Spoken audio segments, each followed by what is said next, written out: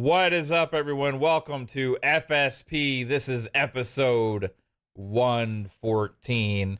It is August the 26th, and this is a week after Gamescom, a week of many high-profile game releases starting actually like tonight and going into tomorrow. There's some pretty big, good games coming out. And also, still lots of conversation to be had about a lot of the shenanigans from last week. So, the gaming landscape continues to change and evolve. People are adjusting. People are still in their emotions. People are still in their feels. People are moving to insulting and arguing with one another over all this stuff. And it's just crazy to see. But besides all that, I want to say hello to this amazing panel because one thing that none of us have done with any of this stuff is get too much in our feels about all this drama going on in the gaming space. But I do want to, with you guys, bring to light something the games media has been ignoring, which is Concord. There's like they just can't bring it to their attention. They can't bear to write something negative about this because poor devs, right? Gotta feel for them. Gotta hope for the best. Gotta be optimistic about this thing. We gotta say, hey, us devs, we need the support. Yeah. Where is all this mentality during every other game launch for every other company? So, let's say hello to this amazing panel, the Pixelated Echoers. That's like spin-off channel, I guess. Pixelated Echoes from FSP. No, it's amazing. I love what you guys are doing on Pixelated Echoes, man. It's been absolutely awesome. 3-Bit, how you doing, bro? Doing pretty good, man. A lot of things going on in life in terms of work, but if you guys like Affleck, look out on Saturday. If you're a fan of insurance, are you a fan of insurance? You like insurance brands? 3-Bit's got something for you. I'm a Geico guy myself. Like I go with Lizard. Oh, that's our enemy. We can't mention Geico. Yeah, that's bad. Well, like if you had like a video game where it was like insurance mascot deathmatch, be pretty amazing. That would be so sick. But I would pick Dennis Haysbert from Allstate every day of the week. To be honest, yeah, there's some conversations about it, but it's so hard to deal with all the other brands and whatever. But hello everybody. It's been a good week. I've been working a lot, but I have been playing some bit too. I finished Mafia 1, the definitive edition. That was great. I played Mafia 3 and that was all. I never played Mafia 1 or 2. And Mafia 1, what I liked about it was very like it was family. It was Bobby, Tommy, Billy. It was just like old classic. What I picture Mafia, the lifestyle to kind of be, it was very much that, you get your Tommy gun and yeah, it was awesome. Now I'm on number 2, which is very different, like story-wise. Like it's not like the family portion yet. It's more so like you're climbing up the ranks. So it could change to that. So I don't know yet. But yeah, playing Mafia 2. And yeah, lots. And besides that, there's lots of work. It's been a good week though. Overall, I do want to check out Star Wars Outlaws, but I kind of want you guys to be my guinea pigs. So the peeps in the FSP fam, I'm gonna see what they think about it before I even think about buying it or playing it. So Pong and everybody will be my guinea pigs on whether I play that game. But other than that, it's been good, man. It's been good. Glad to be here. Yeah. Glad that you're here. What about you, Fuzz? What you been up to? I'm just looking at Twitter for the most part, and people still arguing back and forth over stuff, and just amazed that a game that's 8 years old has got more players in it on Steam than a game that just came out less than a couple of days ago. So that would be Division. Like I was watching Boomstick's gameplay, and I was like, I should hop into Division. Never bought it on PC, only played it on console. But I was like, 8 years old. They're talking about possibly turning off the servers, although they denied that at this point. But we'll see how that holds up. But yeah, I think there was like 320 or 330 people. Or only had like 200. I don't know. Anyway, outside of that, just playing Atomic Heart before it leaves Game Pass. Playing my usual, Diablo has got me hooked again with the Season 5. Forza Horizon 5. Collecting the cars for the week and still playing Gran Turismo. But other than that, looking forward to some of the games coming out. Probably going to do kind of like with 3-bit and just kind of wait it out for like at least the first week for before I subscribe to Ubisoft Plus and stuff. But yeah, just kind of hanging out and glad to be here with you guys. Yeah, right on, man. Yeah, I'm gonna play Star Wars Outlaws from Ubisoft Plus. I think I still have a Ubisoft Plus subscription until like mid-September. Because I had paused it or whatever, but I still have this month paid for. And there's lots of good reasons to check out Ubisoft Plus this year. Like they've had the Prince of Persia game. If you want to play Skull and Bones, they've had that. They have another Anno game coming out. I forget if that's next year or when, but that was just announced. But last year they launched Assassin's Creed Mirage. There's Assassin's Creed Shadows coming out. It's been quite a bit of good content. Now you have Star Wars Outlaws launching, and with Ubisoft Plus you get the Ultimate Edition, which means you get like early access, you get all the add-on content and all that stuff. So and that's pretty crazy that that's also a exclusive to Xbox for consoles.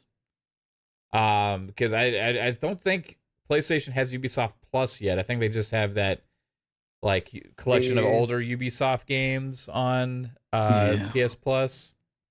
I think It's like so. a I know vault they or do something. have EA something. Yeah, they EA have EA access. Play.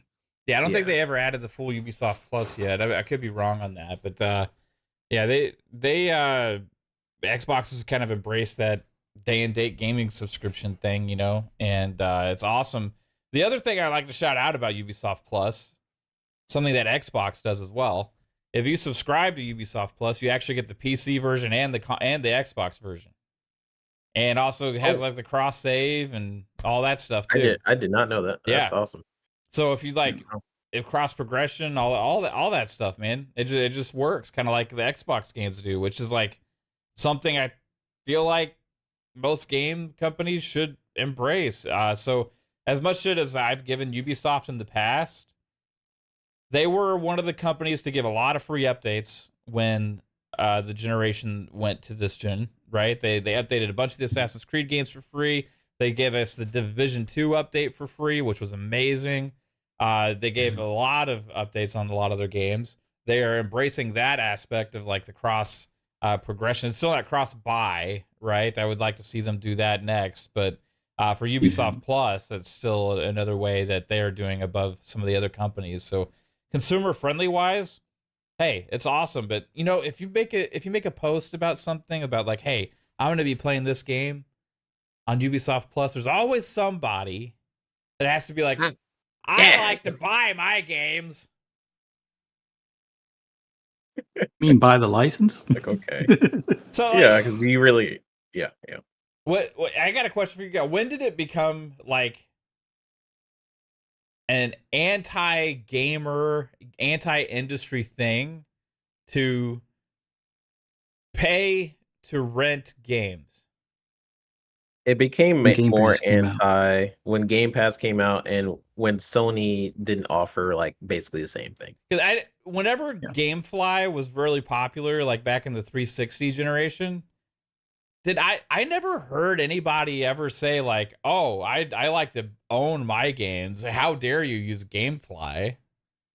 Did you ever see anybody on like social media arguing against people that said they played a game via GameFly? No. No, And I think at that point MySpace was the more popular social media, and people would have got kicked out of the friend circle at that point if they talk some nonsense like that. So Yeah. yeah, and then like it's the only medium, I guess, where you would say that. No, you wouldn't go to like your friend's house and be like, "You have Netflix? You don't buy your movies? You don't buy your show?" Like, yeah, it's dumb in like every other medium, but for some reason, it's like an ongoing Yeah. thing with games. So I could imagine like back in the day at like video rental or like at Blockbuster or whatever, go to whatever video Blockbuster. store I was at, looking at the game section, looking at the games, and some guy walks by. Ha! I buy my games. I'd be like, what? The heck? Who the fuck are you, man? Where'd you come from? I'm like, is this a problem for you that I'm deciding to spend my money this way? I'm supporting the movie industry devs. Yeah, like people with protest signs out, like save the game devs, shut down Blockbuster. Like this is horrible. Like none of this stuff ever existed until Game Pass, and it's all of a sudden like a huge thing, despite the fact that Microsoft is actually paying all those developers and publishers actual money for the rights to put those games in their service. And even especially with this game, which I mentioned on social media I was going to be playing on Ubisoft Plus, Star Wars Outlaws, I'm paying the publisher directly for their own service. Like, so it's just crazy, man. I just thought about that, like being in a video store back when I was a kid and somebody walking by and having to announce to the world that I like to buy my games. It's just buy your games, but don't buy your movies. What are you doing in here? Yeah. it's I can really understand not buying the movies because back when Blockbuster first started, the early days of Blockbuster movies or VHS was like $90, and then they started coming down to like $30. I think around the time Laserdisc and whatnot came out, and I mean Blockbuster still had to pay the 90 for like the rental copies, but yeah, I don't understand why people are against renting games.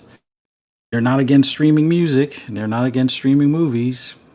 but it's They're not like against leased cars or renting property. Just the general concept of even having a problem with it is like anti like what we should be for anyway. Like we should always be for like the best value for us, right? Not worried about how much money the corporations are making off of us. Like, oh, we're so concerned with Microsoft or Ubisoft or like whoever, whatever publisher or game developer. Oh, just got to make sure that they make enough money, right? Like that's never been a thing for a consumer.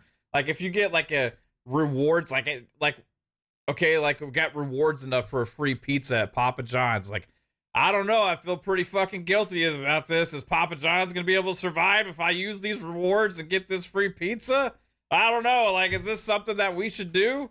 I got to consider this and what the actual larger effects on the pizza industry are going to be.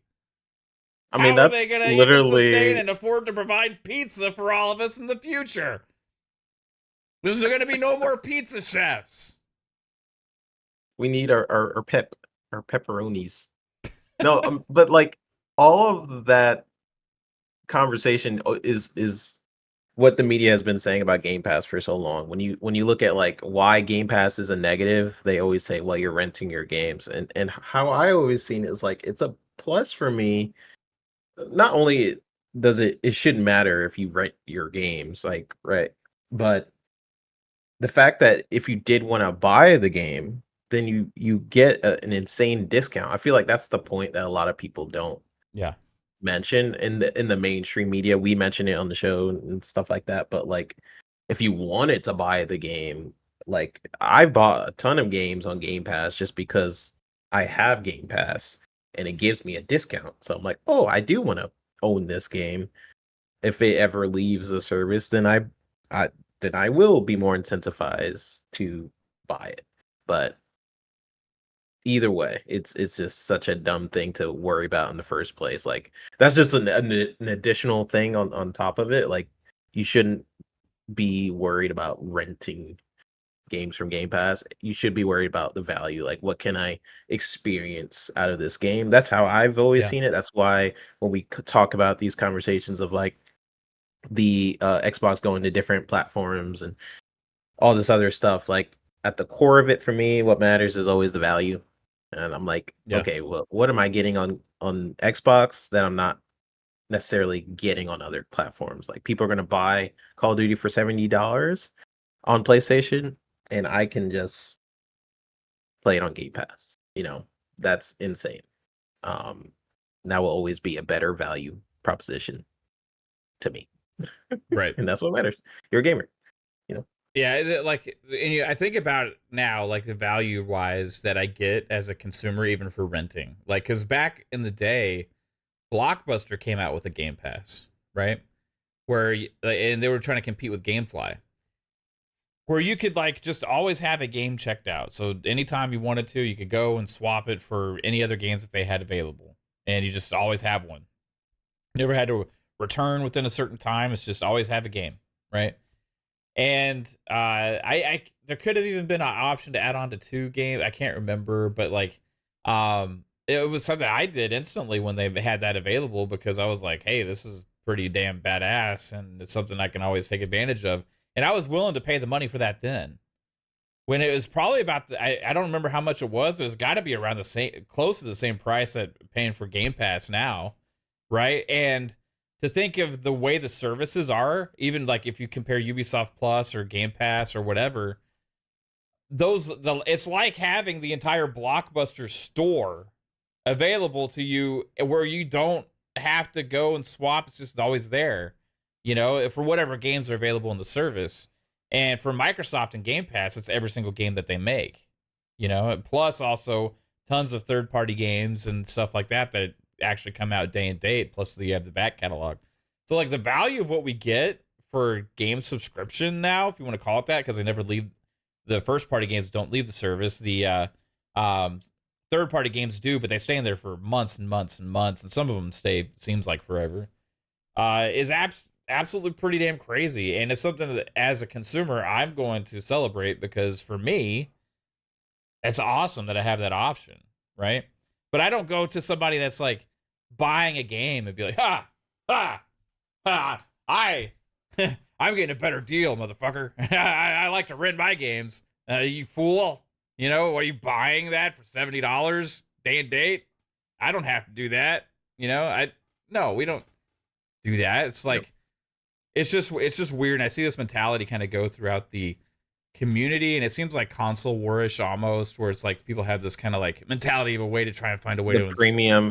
I mean, insult each other. Sony mentioned it in the FTC documents, like how I believe it was an FCC doc. Maybe it was in the Insomniac leak, actually, where there was basically saying if we can't compete to Xbox, if we can't really compete to Game Pass in their model, because they really can't, then we have to be seen as the premium brand. We have to be seen as the way of, like, when you think about like really expensive t-shirts or shoes, like will they be the same quality as this other shirt? Sure, but people like it because of the brand. So that's kind of what their model tends to be, like an Apple, for example.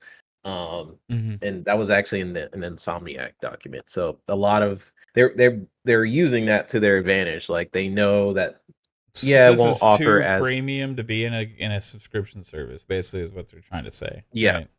That's kind of how they're getting away with like sliding them on the service front. Like like even the customer service is pretty bad. But that's how, like, oh, you want customer service to begin with, you got to get the premium model. Yeah. You got to, this sort of mentality that they do over there. But it works in a lot of cases, because when you are talking to people, that's a thing they always bring up. Like, well, at least I own my games. Like PlayStation always Yeah, brings it's like, the premium experience. It works I'm for starting to them. realize how brainwashed like people have become over like consumer value versus like this marketing strategy that they've had for so long. You know what I mean? Brand Like, power is very strong. I feel yeah, like people underestimate it. Like the amount of things like people go in the store and it'll be like again two white t-shirts. They both look the same, but one will have a little Nike symbol on it, and one will just be like I don't know, off-brand upside down Nike check or whatever, right? And people are going to be like, "Well, I don't want my friends to make fun of me. I know that the Nike brand is like powerful, whatever. I want to be seen as cool, so I'm going for the $80 t-shirt as opposed to the 10, even if it's the same material, etc."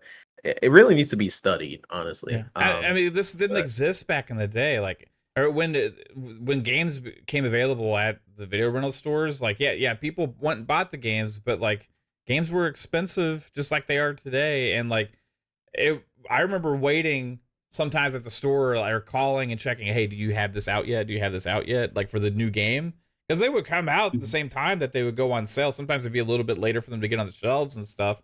But I would always be there, try and get there like right away to get the game to rent it day and fucking date at Blockbuster or whatever other movies places we had here that also had games. Like day and date rentals has been a thing for a long time, and it's just a different way of going about it now. And it's weird how it has become in some people's mentality like an anti game thing or industry thing, where it's like if you choose to play that way, you are like lesser than the other consumers, or you are contributing to the potential decay of the industry or something like yeah, that, you know. Eastside Vandal said in the chat. He says, "I don't rent games. I like to support my multi-billionaire CEOs."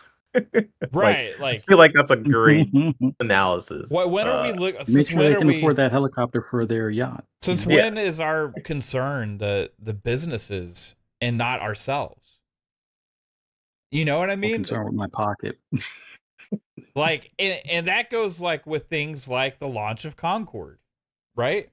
Whereas you have, we want to rewind to and pretty much every Xbox launch that's been not the most biggest successful thing on the planet, there's just numerous articles, numerous this and that, sometimes several before launch, several at launch, for months after launch, talking about the struggles and tribulations and problems with these games. And some of them, not deservedly so whatsoever. Some of them deserve criticism for sure. Some of them don't deserve the amount they get beforehand. Some of them don't deserve the amount they get after.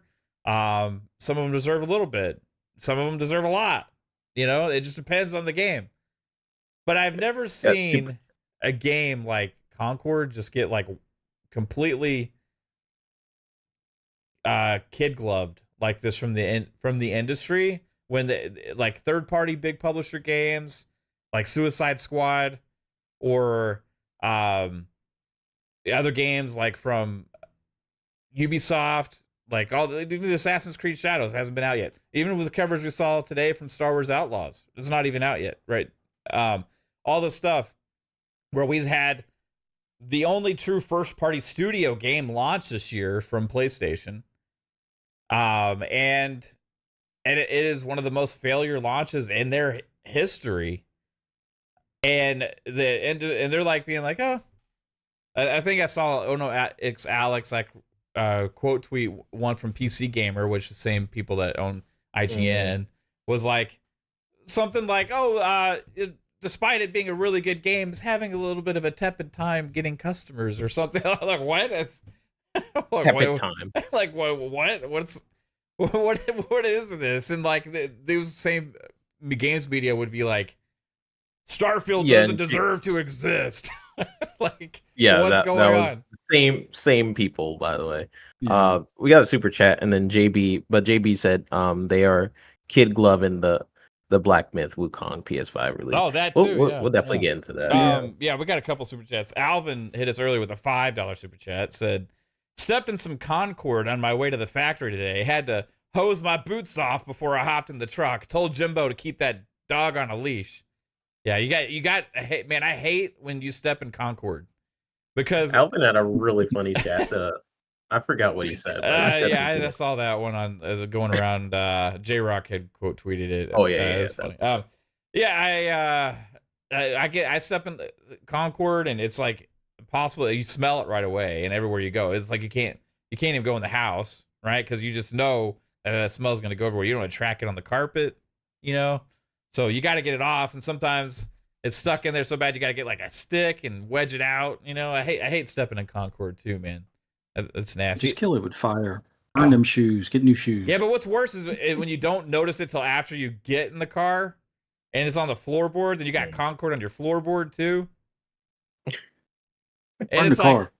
yeah, and it's like, what are you gonna do? You know, it's just this stuck on your shoe. shit just follows you everywhere. Anyway, Jay Rembert with the $10 super chat says the frustrating part about Xbox is that the gaming media and PS fanboys wanted Xbox to bend the knee, and they did. On the flip side, Microsoft ultimately wins because they'll get your money no matter what. Yeah, I think a lot of things are made about Xbox and their decisions and stuff like that. And I think for the most part, as a person just looking at it, analyzing what's going on, speculating, it's like you don't have to like what their moves are, right? You can disagree with them or whatever. You can think it's not for the best for them and their business, but ultimately they're making the decisions and we don't have any control over it. And you just have to make the decision for yourself. What's the best value for you as a gamer?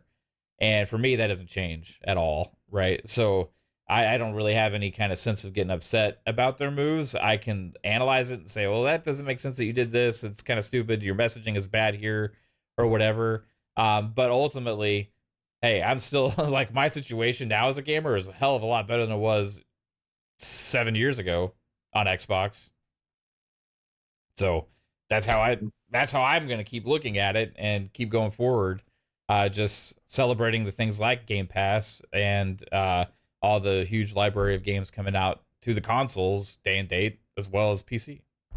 Yeah, it's ultimately what matters to you, right? Like, yeah, at the end of the day, like value wise, Game Pass is a huge value proposition for me personally. I save a bunch of money. I have a pretty busy life, so when I jump in, I'm just like how can I save money and still play games and still enjoy my hobby and things like that? And Game Pass, Xbox offers that. For some people, they feel like it doesn't offer that because they're putting games on other platforms. And if that's if that's your thing too, then it's not for you. So, yep. it is what it is. Lotus Esprit hit us with the 5 gifted. Shout out to Lotus. I hope you're doing well, Lotus.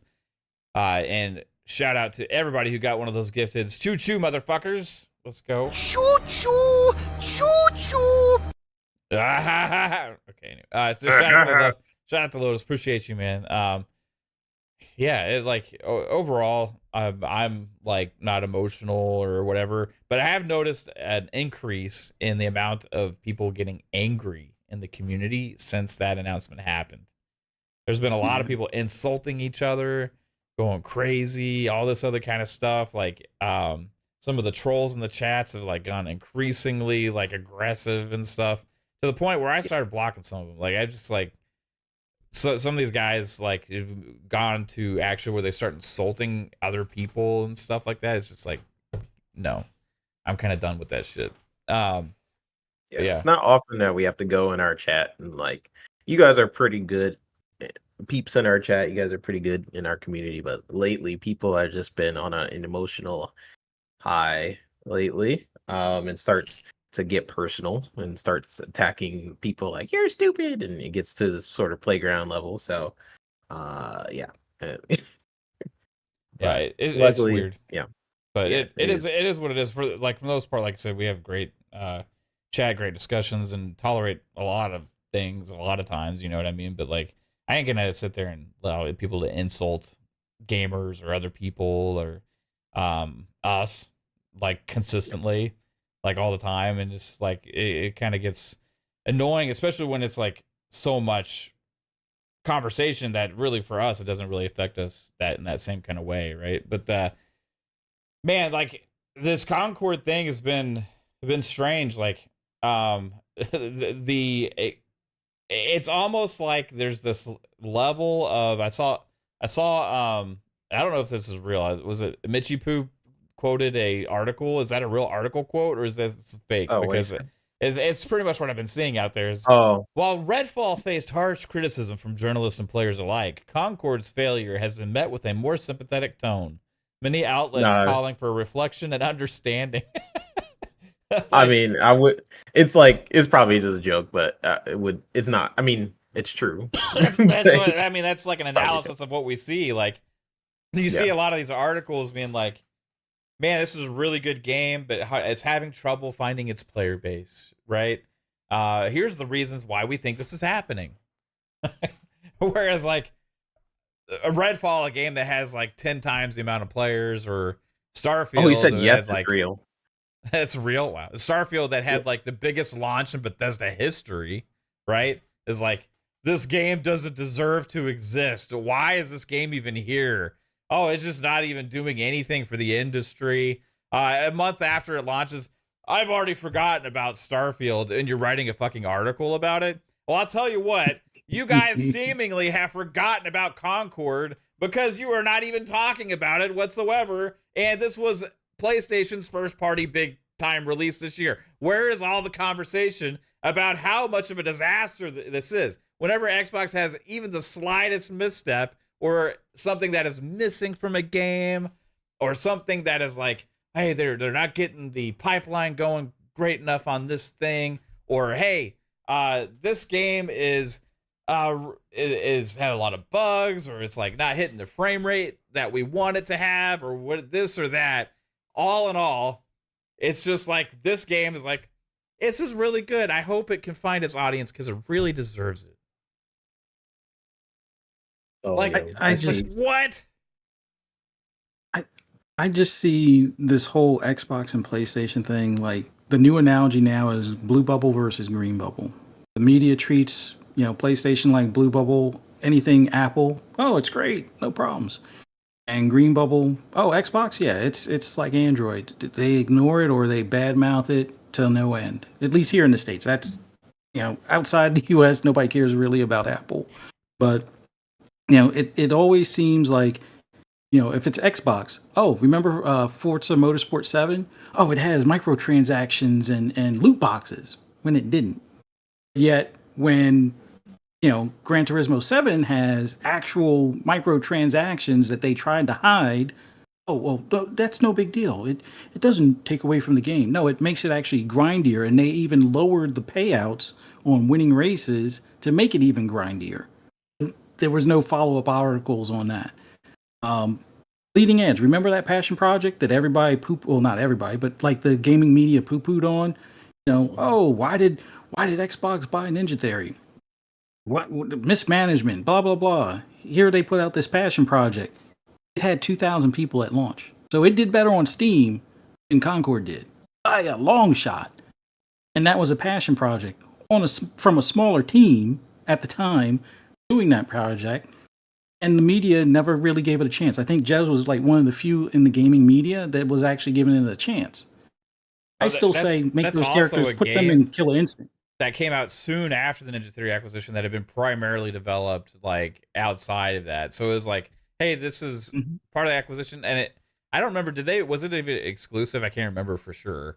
But yeah, it was just Xbox and PC. It launched, I think, it had quite a bit more on Steam than what Concord had. Like, and man, me and Pong were thinking like, is Concord going to do more or less than 10,000 on Steam? But we were like, that was something I threw out there. I couldn't foresee 660. That's absolutely fucking nuts, and that's on launch day. And I checked earlier today; it still hasn't gone above that. The actual average is like 300. You know that game that you guys were dogging on me for, Gollum? Remember that? Yeah. The game I was Don't like, tell me I'm Gollum excited. had more on Steam at launch. Yes. Yeah. Gollum? Gollum. Gollum. all like, it just, we got to put this into perspective of what kind of epic, monstrous, disastrous, completely step on the biggest rig possible, smack yourself in the face, wasted 8 years of time and money and development as a first party studio making this game, and to not have any kind of audience. And as some people out there be like, yeah, it has a chance, maybe it'll find its footing. Like, It's just crazy to me that we're not with those numbers. Like, that is in the entire fucking world on Steam, 300 something people average, 600 something total. That is insanity for the low amount of players for a first party game. And it's not like they're asking $70 for, it's not like even a Destruction All-Star scenario. Like, they were asking, what, $40 for this thing? It just can't find an audience because nobody cares. How do they let this happen? How do they spend this much time and money and effort wasting the development on this instead of games that their gamers are actually interested in? This was the big first party launch for them this year. And nobody in the complete games media is ignoring this shit. And I'm sick of the ignoring of these things when Xbox gets so much flack for so much better. Like, I don't understand. Yeah, Well, I mean, I think. Oh, I'm sorry. Go 3-bit. no, you got. I was going to say I think part of the problem is some of those in the gaming media, apparently, from what I'm hearing, are friends with some of the devs at Firewalk. I'll put it to you this way. I'm sorry, 3-bit. If you make a game and I'm not happy and it's Please. bad, I'm gonna let you know. I'm gonna be respectful and polite about it, but I'm gonna let you know. I'm gonna critique it. But I'm not gonna like bash it and call the devs, stupid or lazy or anything like that. But I would question, like, why wasn't this free to play? Why, when the beta didn't, jump off like they expected, why didn't they consider some other alternatives? Like, those are the key things that I would like to see the gaming media at least bring up. Like, if you don't want to focus on the dev team, that's great. If you don't want to insult your friends that work there, I understand. But you gotta start asking the big questions, like, why wasn't this free to play? To at least garner some people to try it. Like, there were more people watching PlayStation loyalists, I guess you could say, on Twitch than actually bought the game. And they still didn't go and buy the game. So obviously they're interested enough to look at it. If they're not seeing something that's interesting enough for them to come out of wallet, then you seriously have a problem at this point. I mean, I don't even know if free to play can save it. And because of how they message things over the years, like games like Lawbreakers didn't do well on that platform, primarily because that platform has always been told it's, for the cinematic experience, third person over the shoulder, story driven narrative type of game. It's either that or dog crap kind of thing. And it's like, now it's coming back to bite them. And Bungie didn't help any, or didn't, help provide any favors with targeting that one, since I guess they figured Marathon would be able to outdo it versus like Factions or versus Spider-Verse or whatever. So I don't know. It's just, they gotta tell their friends, I'm sorry, but here's the critiques, and just go with that. At least do that, because God knows if I guess nobody in the gaming media is ever friends with anybody over at Xbox. Because the way they treat Xbox, it's like they kicked their puppy or peed in their Cheerios kind of thing. So, well, the thing is, this is a game that we called this from the beginning. Once we found out what kind of game this was, and what the pricing strategy and everything was going to be, is like, this game is a game that makes no sense whatsoever to put out, because it is samey to several other games in the same genre, and they're asking for money on a game where it is dominated by free-to-play games that already have huge audiences that are really great games.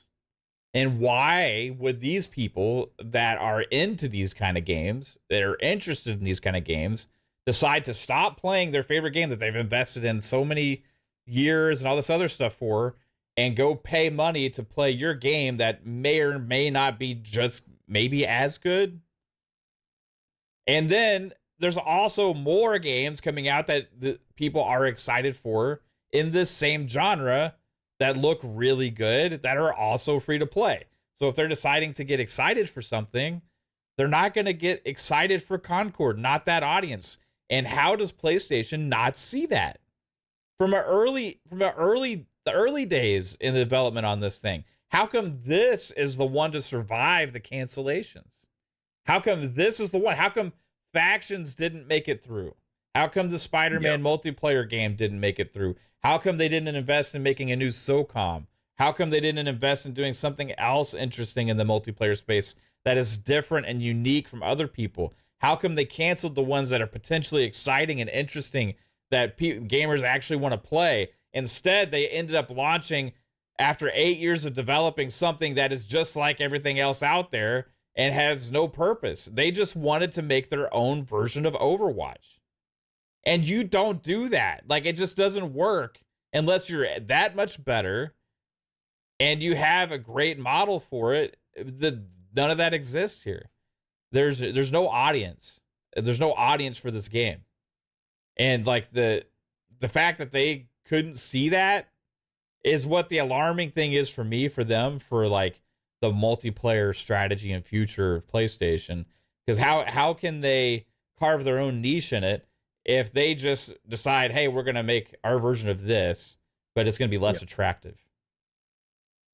Yeah, it's crazy. I mean, for 8 years too, and you would think out of the games that they canceled, that's why I really want to be behind the scenes in some of these scenarios at PlayStation, because I'm like, you canceled Factions, which was 4 years or so in development. It was like, according to the developers, it was pretty close to being launched, maybe extra few months to a year or so. And then they could have launched that game. Canceled that. Canceled Spider-Man, which is very hot IP right now. You have the Spider-Verse movie. Next Spider-Man movie is probably going to launch soon. And instead, cancel online for that. And then you're like, you know what? We will invest our time in another Overwatch clone that is not free to play. It's $40, and it has the most generic art style. Like, you can say what you want about, like, maybe the game is fun. Sure, maybe the game is fun for you, but in terms of just me just looking at it, it just looks very uninspired to me. It just looks very bare bones and uninspired. The gameplay could be fun, based on some peeps that have played it in the community. Like, yeah, it's pretty fun. It could use some bouncing, things like that. Don't like the character designs. That's pretty universal that people don't like. But yeah, it's just it's crazy to me. Like, it's not even necessarily about that. It's more so about how the media is covering it, with the kid gloves at the moment. Like, call it for what it is. It is a live service game, coming from a first party out of Sony, and they've launched several live service games. Like, this is not the first time they failed, or by any means. They've tried several times at this point, and it has not done very well. And they need to have articles that kind of go over that. But is there something I mentioned on my post was like, all these journalists just all of a sudden take as much time as possible to review this game. And all the other live service games, you look at Redfall's release date, and you look at the release date of Redfall and when they reviewed it, it's like either a day before or day after. Same thing with Suicide Squad. In fact, they release early footage of the ending of Suicide Squad before it came out, and reviewed it a day or so after. Where is the reviews for Concord? Just gone.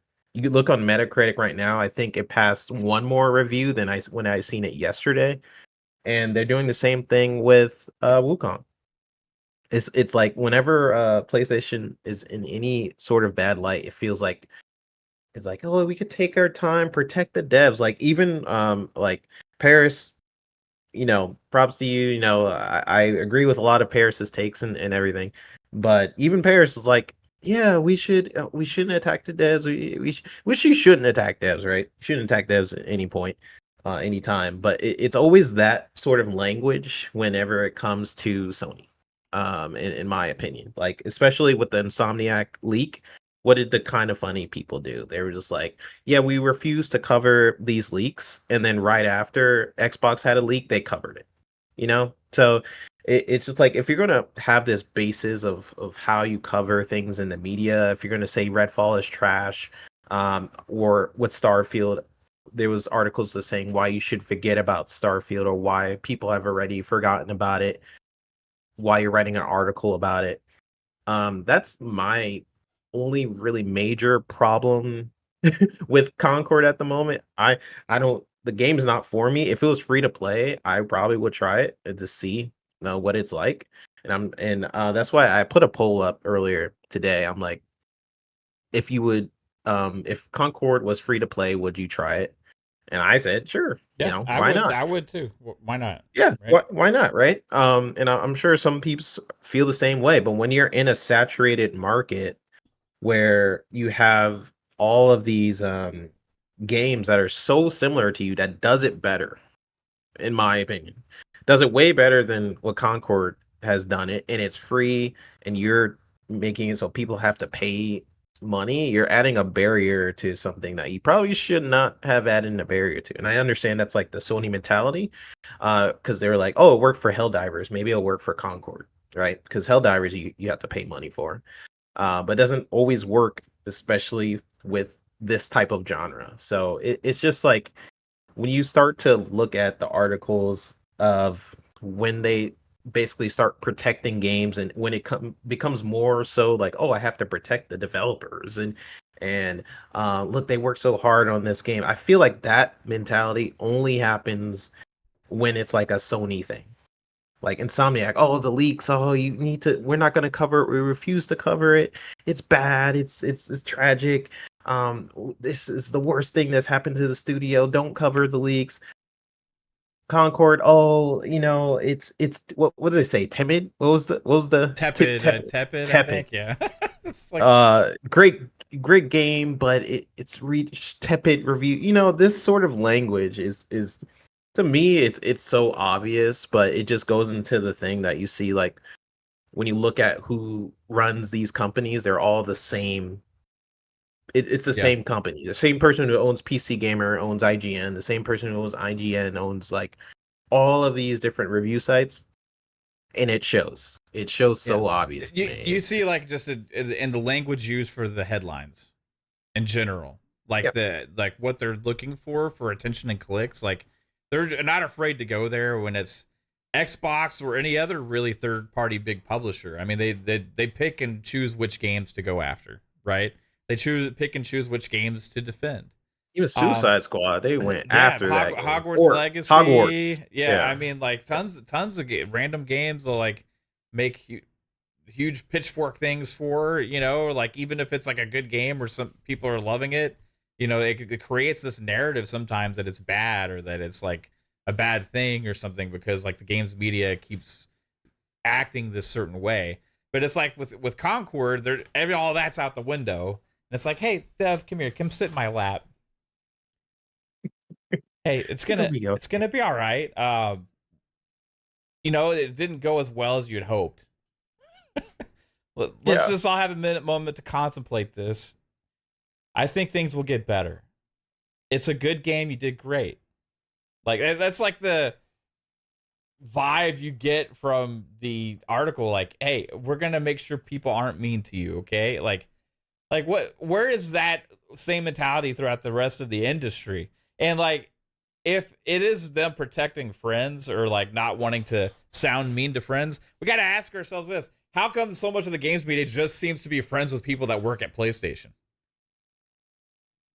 Like, they not have friends that work for Rocksteady when they were like trashing Suicide Squad constantly before it launched and after?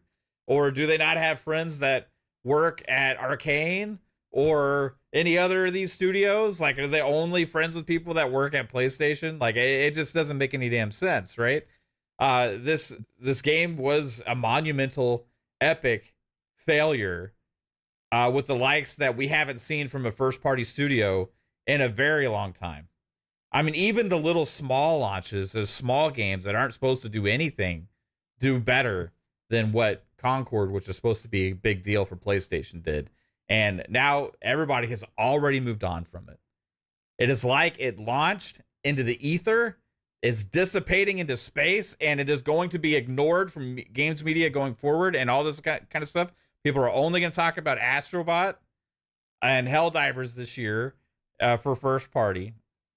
I guarantee you hardly anybody ever mentions Concord in the future from games media Unless when they they're change, the major thing they can do might be able to break more than what they're breaking right now, which is what is the highest 600 players, 660 launch 660. night. I mean, it won't do that. Sorry. Here's why it won't happen.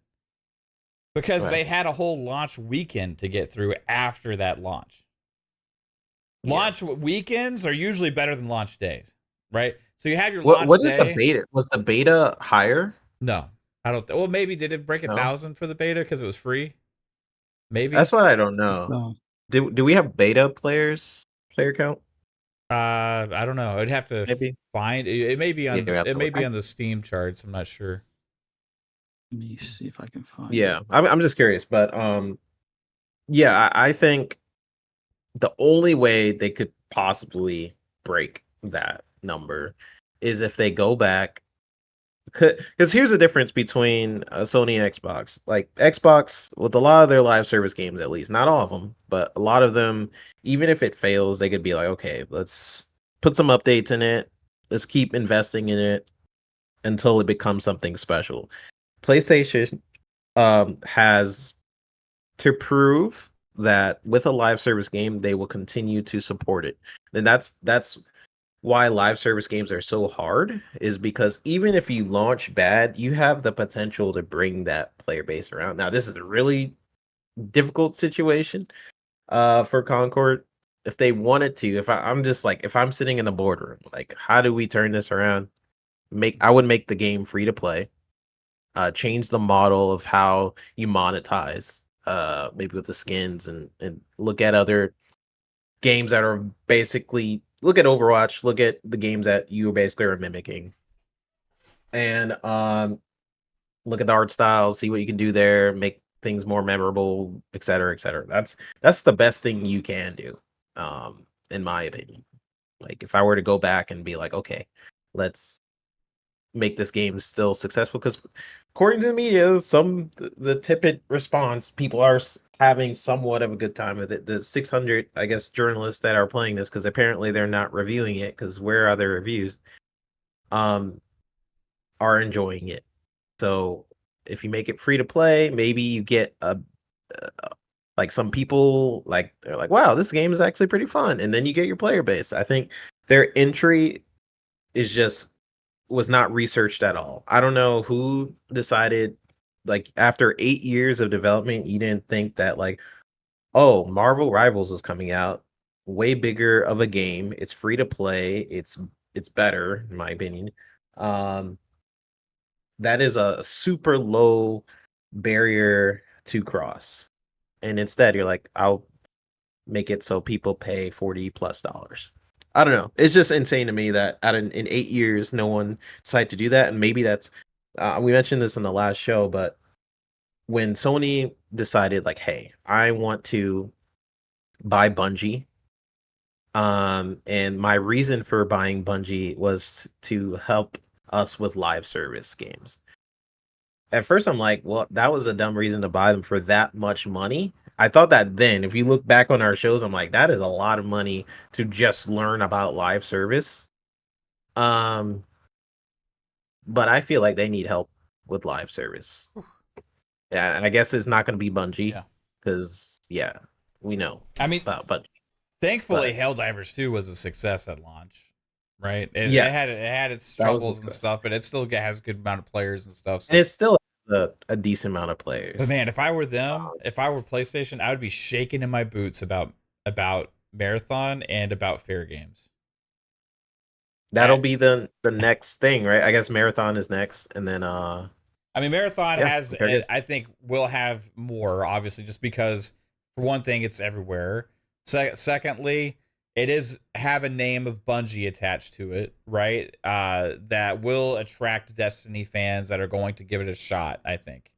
I think it'll be given more of a chance. It's also, I think it's free to play as well. I'm not 100% on that. I'm not sure. It's supposed to, but they changed it from extraction to hero shooter, which It changed from extraction to hero shooter now? yeah, now it's like a hero. yeah, they made that announcement not too long ago. Okay. This is so like good. Oh my So, god. Anyway, like that just launched a hero shooter in Concord. Exactly. Yeah. So anyway, like maybe it'll be great. I don't know, but like because of it's everywhere and because it's free to play, maybe it'll have a better chance because Bungie, people will give it a go. Don't know, right? But if I was them, I would be concerned about that. I'd be concerned about Fair Games because that's like, what is it? What is it going to play like? How is it going to be unique? Or are they going to charge? Is it going to be free to play? I don't know on that one either. But like, yeah, I would imagine that this put a, like, if you don't think there's people within PlayStation being like, oh shit, what just happened? Like that's happening at PlayStation. Like I don't think they saw it having only 660 concurrent players on launch day on Steam, and then failing to even top that on launch weekend. They had a whole entire weekend to get through and get those numbers up, and did not. That means it didn't gain any traction whatsoever from word of mouth or people getting excited about it or anything.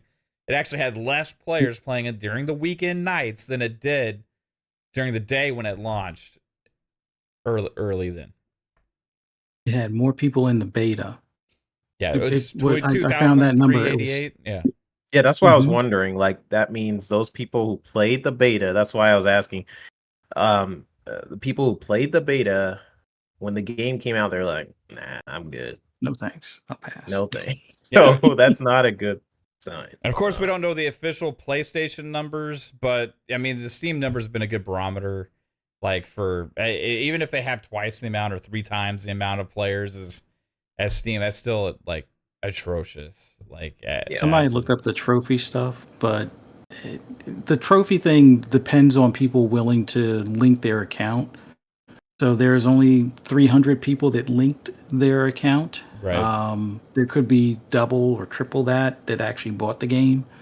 But the indicator from a sales standpoint, I forget the media guy, I think it was something Strickland or something, said, it ranked in at 42 on the most played list or being played list on PlayStation.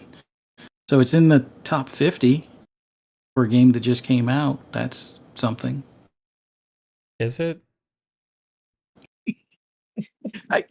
All I know is I looked up The Division and it had more people playing it today on Steam than Concord. That tells me everything. An 8-year-old game that there is a sequel to, and talk of another sequel or a part 3, and it still has more people playing it to this day on Steam. Even though probably a lot of people probably play it on console, and a lot of people probably play it through Ubisoft Plus. That should tell you. I did see somebody saying, "Oh, it's doing better on PlayStation than Steam because it's like number 40 something on PlayStation as opposed to number like 300 or whatever it was on Steam." But that doesn't necessarily translate equally. Like you can't like look at the amount of games on Steam and say it's selling better on PlayStation because it's at a higher ranking on PlayStation storefront.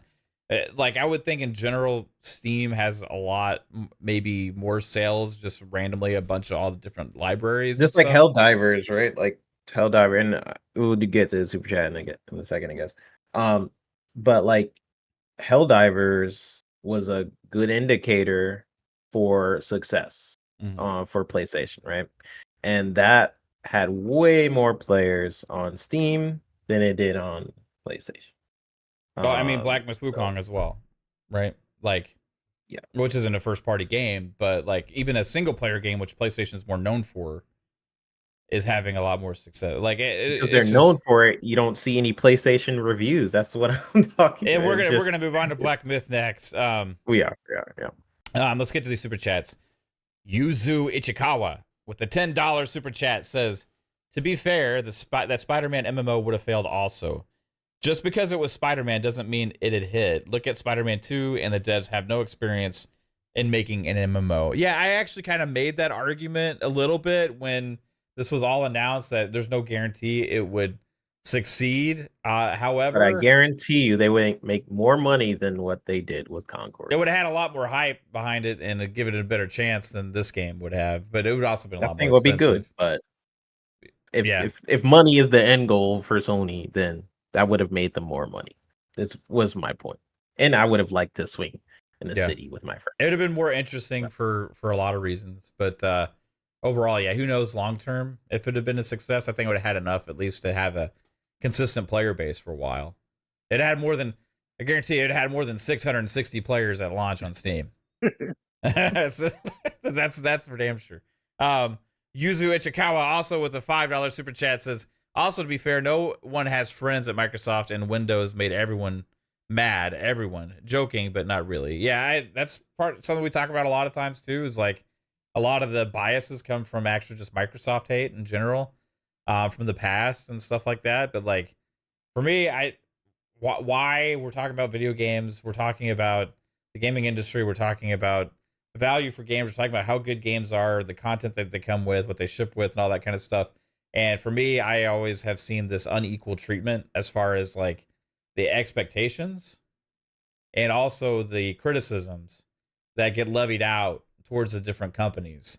With actually the least amount of criticism ever posed towards Nintendo. PlayStation has the second most criticism, but slightly under PlayStation. Xbox just gets like they don't ever get a pass on anything.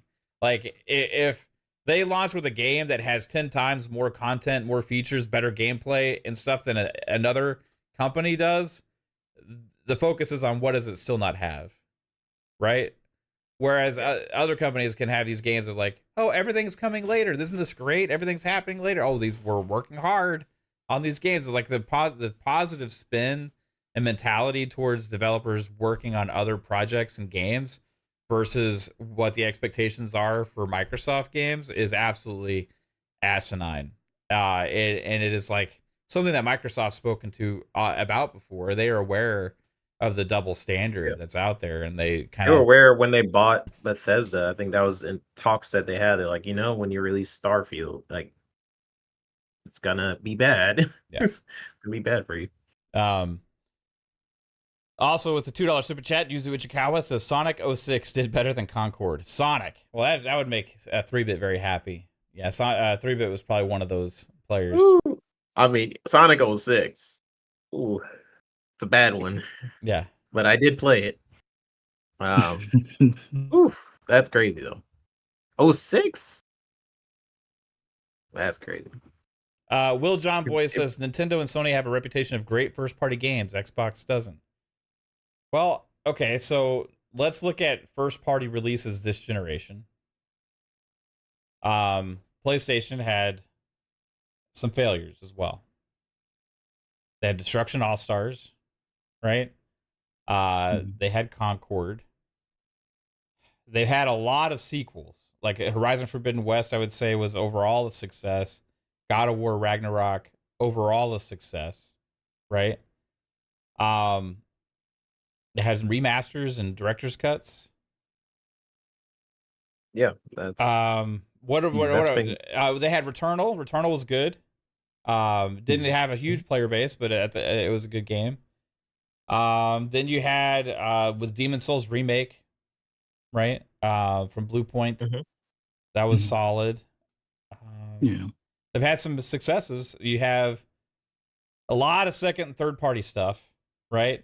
That's kind of mixed in third party deals to make games exclusive and stuff like that. Let's look at Xbox because they had Flight Sim. They had Deathloop. Oh. Ghostwire Tokyo, Mhm. first party. They had Halo Hellblade. Infinite, Starfield. Halo, Forza Starfield. Horizon 5, Starfield, Hellblade 2. Yeah. Redfall was a flop. Redfall was bad game at launch. No Awful. way around that. For sure. Mhm. I honestly like.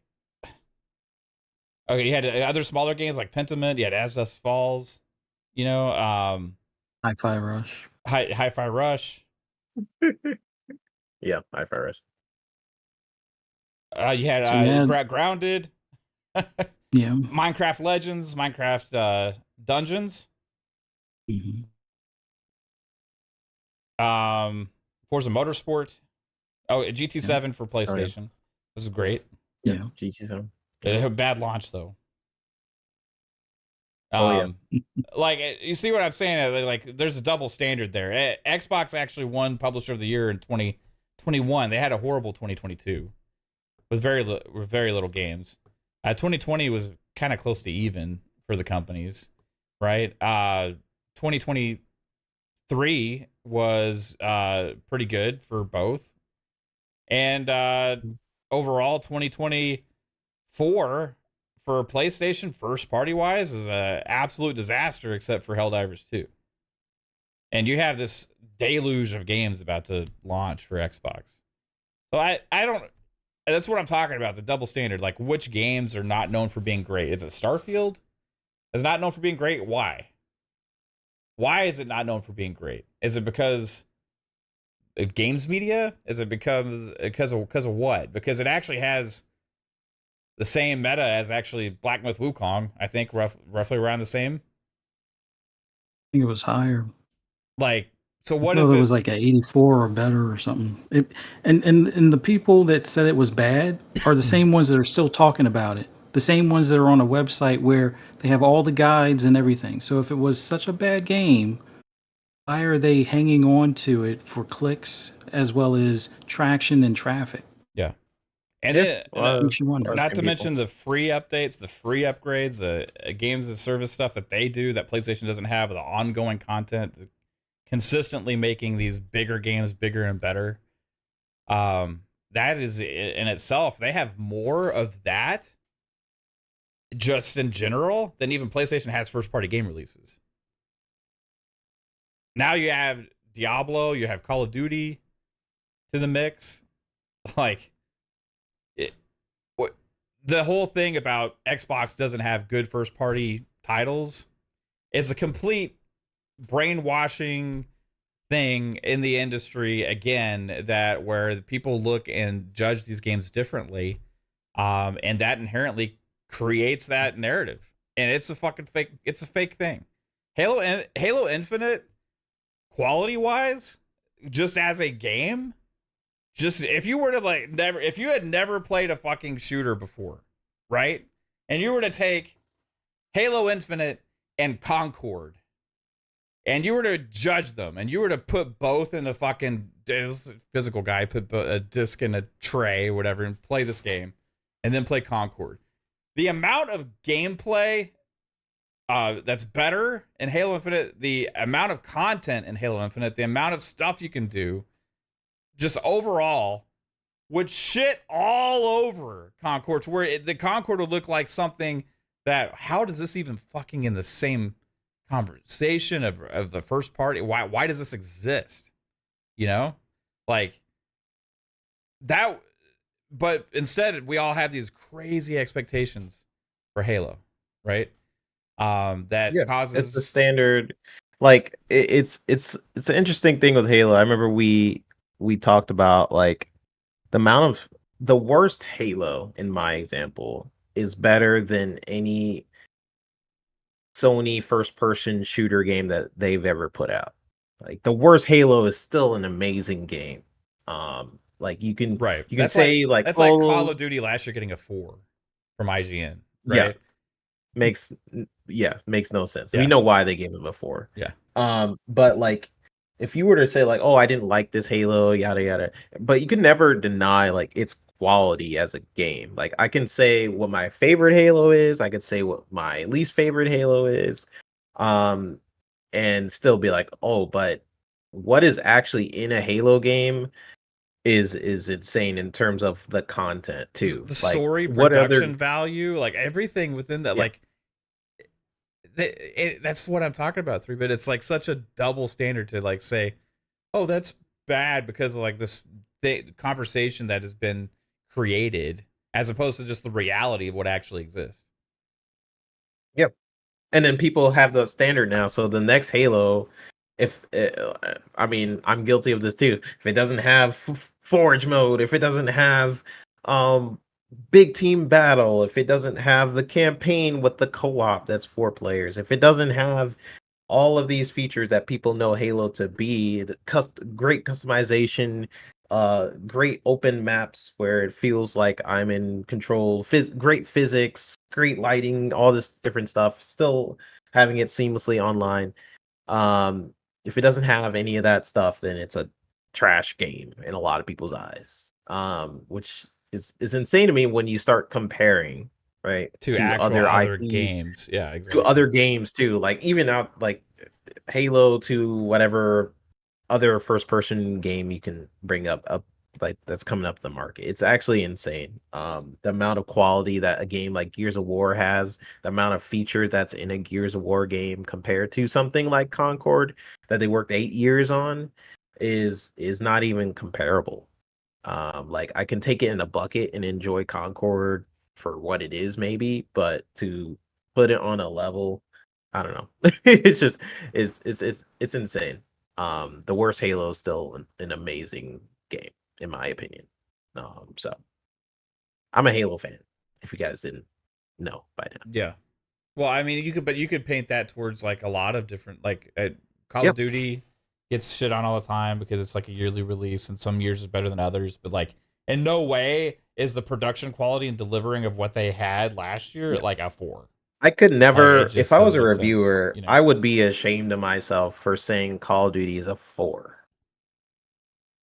Right? Like what is in a Call of Duty game compared to like most shooters on the market, to give it a 4 is the most disingenuous thing you right? can give it. Because if you just put the quality of the gun animations, the Graphics. storytelling, graphics, like looking better than half the games on the market, and you want to give it a 4 because what? like to me, just on a quality, if I were just to judge the audio alone, that's a 4. The audio alone to me is a 4 in a Call of Duty game. And then you start adding graphics on top of it, boosts it up to like a 5 to 6. Start adding all these other game modes to it. It's like, I don't know. It's just the way people review games nowadays is less about the game itself and more so about how it makes them feel. But expectations. Yeah. The expectation, yeah. Like, what did we hear from Starfield reviewers? It was like, oh, I don't like how I expected these features from No Man's Sky, and it's not No Man's Sky. So instead of you punishing a game for what it is, you start punishing a game for what it isn't. Like, oh, it's not No Man's Sky. Shoot, I don't like it. It's and it goes on and on. You can say that with like Hogwarts. People punish Hogwarts um because of what was happening with J.K. Rowling. They didn't like J.K. Rowling, so they like, oh, let me punish the game. So it's not going to be at the Game Awards. I'm not going to review it. I hate this game. We've seen this over and over. Like instead of reviewing a game for what it is, people like start putting their expectations on it and being like, oh, well, I wanted Starfield to give me more planets. I wanted the ship combat to be exactly like this. Start punishing a Bethesda game because it's a Bethesda game. Like it's insane. It's insane to me because like that's when the quality of a game goes out the window. It becomes more about your feelings, and I feel like that's what a lot of reviews are missing nowadays, and why I don't rely on reviews anymore. I rely on everybody in this community, people in the chat, how they feel about it, how they feel about a game, because like that is more genuine to me than someone who rates Call of Duty a 4 because like, oh, I even remember why they rated a 4. But I played the game and I can tell you it's not a 4. I I don't think I played a game this year that is a 4, actually. So Yeah, because you probably don't have any interest in playing the 4s. yeah, I probably Like wouldn't a have 4 played is a game that you're like, you gotta force me to fucking play that shit, and I won't be wanting to, and I'll be cringing and almost crying throughout the whole process. Like, you know what I mean? Like, I had this Exactly. one. You gave me this one, like this janky ass piece of shit shovelware thing. Okay, well, fuck, you know, like, Yes. 4 is like I turn on the game and it crashes like my screen. A 4, that's a 4 to me. I turn on the game and I can't even play it. Like it's just like yeah, like that that's one a might 4. be a 1. I don't know. Actually, yeah, it might be even lower. But yeah, I get what you're saying. Like this, like the games media and stuff has just been crazy. Like, And but East Side Fan will say I played Gollum. That is probably a 4. That's yeah, probably a 4. yeah, that would be a good Actually. example of a game that would probably be a 4, right? Yeah. Yeah, that's a good 4. That's a good 4. Yeah. Yeah. Yeah. Um, which I think IGN actually gave it like a 4. Did they? I can't remember. I think they gave Gollum and Call of Duty Modern Warfare 3 the The same same score. score? I'm pretty sure. Yeah. That would be hilarious. I think that was the case. I think we pointed that out whenever it happened, but I could be Oh wrong. yeah. Yeah, it's a 4. Yeah, see, Wow. I told you. Wow. Yeah, Call of Duty Modern Warfare 3 is the same quality as Gollum. It's Gollum. Apparently. Um, Insane to me. yeah. So yeah, Black Myth Wukong, right? Let's move on to Yep. this because the same conversation pretty much, but it has been. There's more conversation today about the performance potential of Avowed working on Xbox consoles and what its performance going to be, and people being disappointed and upset and angry about the potential that it's going to be 30 frames and not be able to hit 60 and all these other kind of things, than a game that is actually having performance, the biggest game, the biggest launch of the year, that is a celebrated timed exclusive because they've had trouble getting it on Xbox for whatever reason, and Black Myth Wukong launching on PlayStation, having a lot of performance issues and struggles with resolution plus frame rates, and the reviews are non-existent pretty much for Black Myth Wukong on PlayStation. Instead, they're mostly on PC. And again, whereas now a lot of games media and people are talking about Avowed's performance, which is a game that's not out for 6 months. Not talking about Black Myth Wukong and the game that actually exists today. This reminds me of Jedi Survivor's launch, where it actually had a lot of issues at launch that was heavily ignored by games media because it's a celebrated third-party game. Difference here is that launched everywhere at day and date. This one is kind of temporary PlayStation exclusive, just because, not because of any kind of other reason other than the developers not optimizing it good, I guess. But why is there no conversation about the performance on PlayStation of that game? We know why. Because this is a game Sony has touted. They've been promoting quite a bit. And it's like their game. They don't have a lot of games launching this year. They put it in their report. They're like, hey, we're not gonna have major first party launches for quite some time. So this is that game that they can be like, oh well, this is only on PlayStation. And because of that, the media is like, oh well, we need to sort of protect this and review the review cycle. I mean, I don't know what else it could be because you see Yeah. PC reviews coming in. It's been there, by the way. And the PlayStation reviews haven't been posted.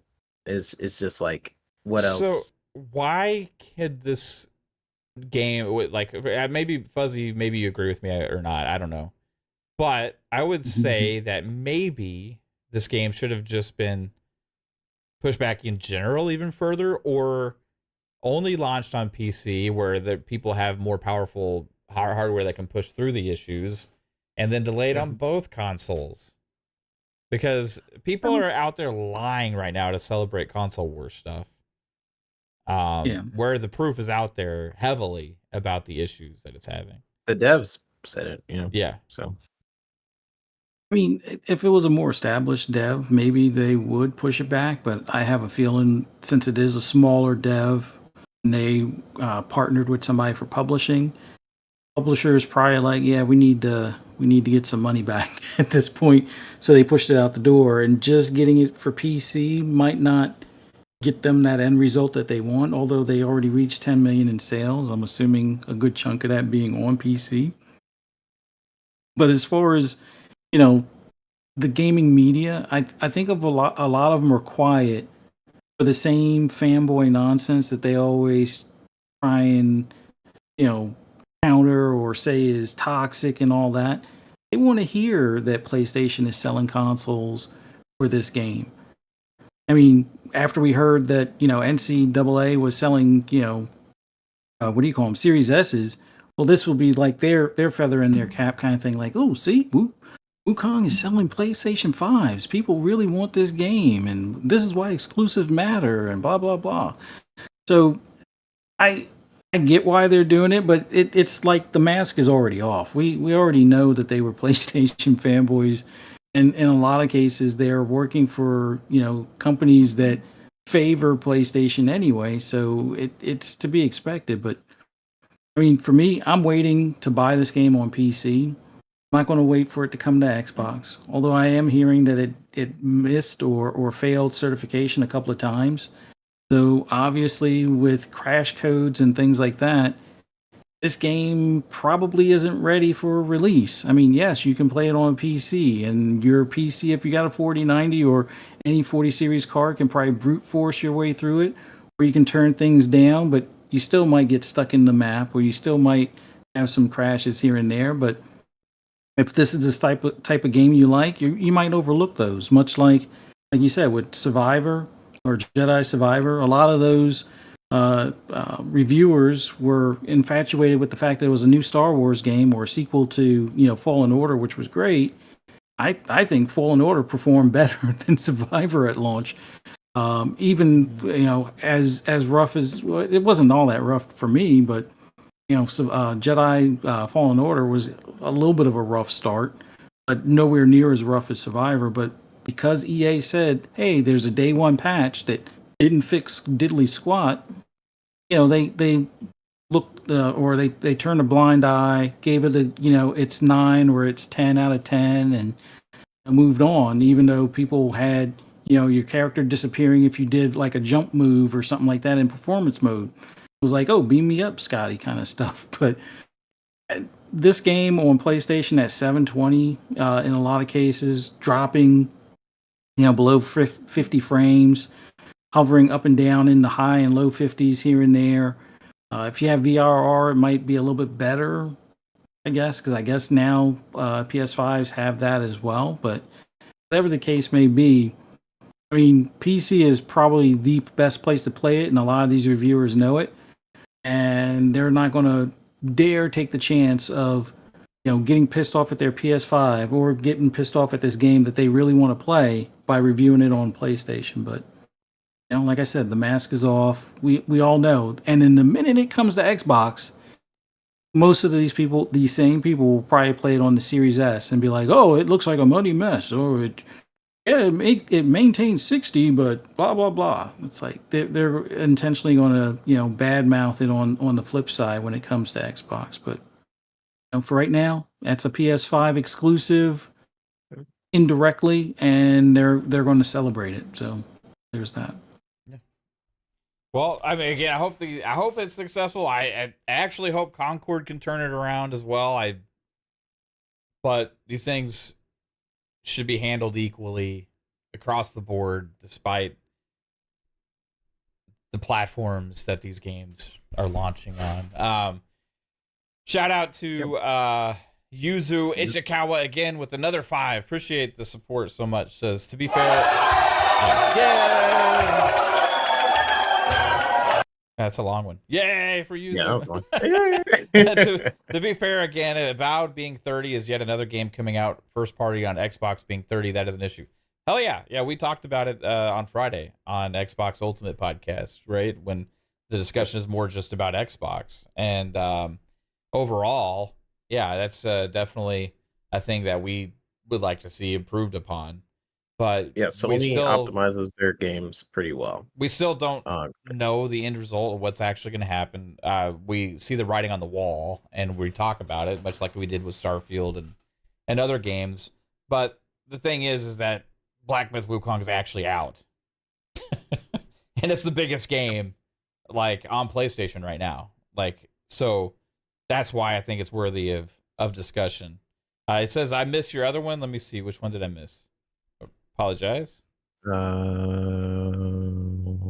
okay. I see $5 from Yuzi Ichikawa. Yes, 06 Sonic. I'm not making that up. LOL. Sonic 06 was the greatest hits on 360. Look it up. Yeah, that's crazy, but I believe you. I believe you because guess what? Bleeding Edge did more. Like there's like you could think of like a bunch of random ass games, and it probably did more than Concord. It's actually kind of fun that the kind of be like, yeah, like oh, that biggest bad failures. game from yours. Just to like just have like a puzzle game. Like, there's no way it did better than this trash game from way back then. And you're like, oh shoot, even that. It just goes into like, how did they not know? But I think I even digress. E.T. back in the day did better. I'm just saying. I'm trying to think of like what are some of the most talked about bad games, in recent years to have a good comparison. Put it in the chat, y'all. If you could think of a really bad game, they're like, whoo, that was terrible. And it has to have Put it launched in the on chat. Steam. Had to have Day one. before was bad, but then again, it had a lot of hype behind it. Well, that one was a fake game that had false advertising and stuff Oh yeah, behind Quantum. There's no way. What? Quantum Error?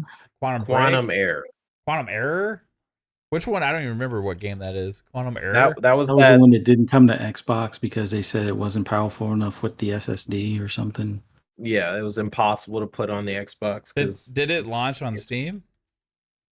I thought so. Let me check. I can't find it. Is it how do you spell is there an N at the end of quantum? I thought there was. I thought it was like MN, but no, I was wrong. No, I don't think it. I think it was just PlayStation exclusive. Quantum. Oh, okay. Which is it. I think even Steam was like, keep that shit off of here, kind of. Okay, so we that don't was want only none. a PS5. Yeah, we don't want none. We could look at Quantum Break. Sure. Just for a random one. All-time peak you know 2700. Yeah. All-time peak 2700. But I mean, that was not. That wasn't really seen as a huge still a good game failure or anything like that. But like, just curious. I mean, at that time, no, the media said that was a failure. Yeah, so that's that true. actually would. Oh, wait, no, that's. No, wait. I guess that was for 7, 8. Peak at 7, 8 years ago. I was about to say, is that based off of current or all time? Oh. What are you looking at? The Quantum Break, yeah, it is. It's 2719. Wow. I'm looking for some good candidates. Sonic Forces, Superman 64. Did Superman 64 come out on Steam? Did it? I only played the Nate Dogg says, "Hey Mav, why are you talking about a game you don't care about for the whole show?" I explained at the very beginning of the show. If you were here, Nate Dogg, go back and listen. Let's see. What was the other one? We had Sonic Force. Type in first games. I think I found a game that didn't top it. But it's one of those that's known on console as a like one of those like gamer score kind of games. Mm-hmm. My name is Mayo. Sonic Forces 2020. Sonic Forces. Yeah, 2020. Nate Dogg, So, anybody know what I said? I said because the games media isn't talking about it whatsoever. We're covering games here, so we cover conversation about games, and this is the biggest first-party flop in, I think, this generation in general. So we will talk. And so we're gonna talk about it because like games media is ignoring it. It is a huge thing. I think it's creating conversation within Sony about how they're going to deal with things. This is a multi-platform show. FSP. This is not just an Xbox show like Xbox Ultimate is.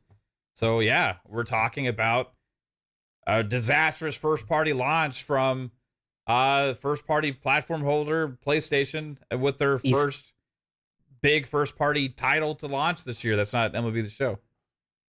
First-party studio. Talking ASMR because he's going to sleep. Okay, Eastside. Good night, Eastside. Good night. Good sleep. Concord. This is what the servers are sounding like right now because they're quiet. The servers are quiet. It's a whisper. Well, oh wait. Someone said, what was that? I seen someone say something, but I missed it. Foam Stars. Did you check Foam Stars? Show? Yeah, this is FSP. That's why you see on the screen, you got an Xbox, you got a Nintendo Switch logo, and a PlayStation logo. That's there. That's why this show exists. Nate Dogg. This is a multi-plat show. This is a bunch of Xbox fans talking about all the platforms. Yeah. Because at the end of the day, we all love Xbox. You see those numbers for Foam Stars? Did Foam Stars beat Concord? Oh, Foam Stars hands down beat that. You think so? Oh yeah. Foam Stars had to have. But wait, if Foam Stars was only on, was it on even on Steam? I thought it was, but maybe No, I think it's just on PlayStation. only on PlayStation. Yeah. That's one of those things. I think. What do you call it? Square messed up between that and Final Fantasy 16 not putting them on PC as well. Mm. Yeah, Kelly says Foam Stars never came out on Steam. That's a mistake. Yeah, that could have been actually pretty cool, but I digress. Yeah. Shout out I to think PC Mash. would have played that game.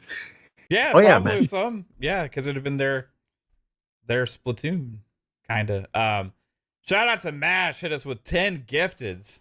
Choo choo, motherfucker. Choo choo, choo choo. Ha ha ha ha ha ha. Thank you, Mash. I appreciate you. 10 gifteds. I absolutely appreciate the support. And congrats to anybody out there who got a gifted membership. Yeah, Star Wars Outlaws launching tonight. Shortly, actually, on console. Like on PC, it's already there for some people.